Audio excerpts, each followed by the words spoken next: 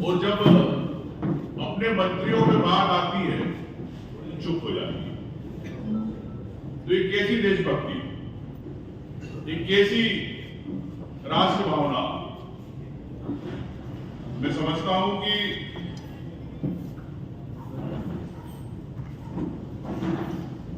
कहीं ना कहीं भारतीय जनता पार्टी की कथनी और करनी की बात है। विजय शाह जी ने इस प्रकार से बयान दिया, आपत्तिजनक है। एक सेना के आला अधिकारी के खिलाफ कर्नल सोफिया कुरैशी के खिलाफ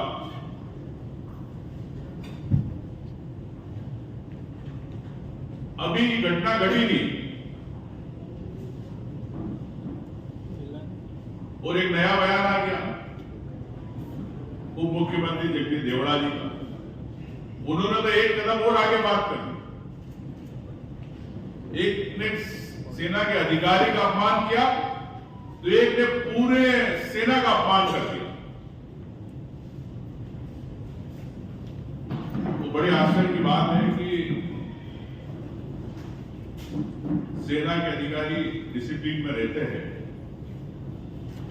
मेरी कुछ अधिकारियों से बात हुई सेना के, इस बात को लेकर बड़ी नाराजगी व्यक्त करी कि किस प्रकार से सरकार हर संस्था को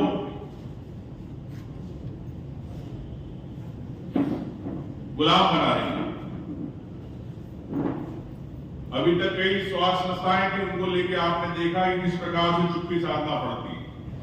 लेकिन मैं माननीय सुप्रीम कोर्ट, हाई कोर्ट का स्वागत करता हूं कि उन्होंने देश की भावना को देखते हुए, जन भावना को देखते हुए संज्ञान लिया और मुख्यमंत्री जी की चुप्पी, नरेंद्र मोदी जी की चुप्पी, अमित शाह जी की चुप्पी, प्रदेश अध्यक्ष, राष्ट्रीय अध्यक्ष भारतीय जनता पार्टी के चुप। तो क्या यह बयान विजय शाह का बयान है कि भारतीय जनता पार्टी का सुनियोजित षड्यंत्र है? यह स्पष्ट करना चाहिए भारतीय जनता पार्टी को। मुझे लगता है कि विजय शाह को इसलिए नहीं हटाना चाहती कि आदिवासी वोट बैंक का डर है मध्य प्रदेश में। क्या इस कारण से आपने हटाना चाहते?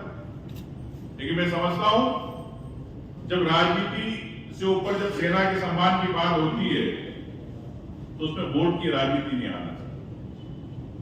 मैं कांग्रेस का नेता प्रतिपक्ष होने के नाते भी कहना चाहता हूं,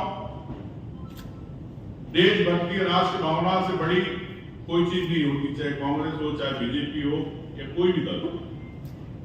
सब राष्ट्रभक्त है, देशभक्त है। जब देश की बात आती है तो सब एक हो जाते हैं। हमारे माननीय राहुल गांधी जी ने भी केंद्र सरकार को जब ये युद्ध की स्थिति बनी, पूरी सहमति ने समर्थन दिया, पूरे विपक्ष ने समर्थन दिया। अचानक युद्ध विराम हो जाता, क्यों हो जाता? क्या चाइना के दबाव में आ गए? क्या अमेरिका के दबाव में आ गए? मैं तो कहना चाहता हूं, अगर हमारी सेना को छूट दी जाती तो पाक अधिकृत कश्मीर पर तिरंगा लहराता। ये मैं कहता हूं, तिरंगा यात्रा निकाल रहे, किस बात की तिरंगा यात्रा? एक तरफ सेना का अपमान कर रहे, सेना के अधिकारियों का अपमान कर रहे हो, जो सबसे पहले उस तिरंगा को बचाने के लिए देश की सीमाओं में लड़ता, अपने शहीद हो जाता, अपने परिवार को खोता है। तो क्या उस तिरंगा का अपमान नहीं है? इस सेना के अधिकारी का एक अपमान नहीं है? क्या एक महिला का अपमान नहीं है? मैं समझता हूं कि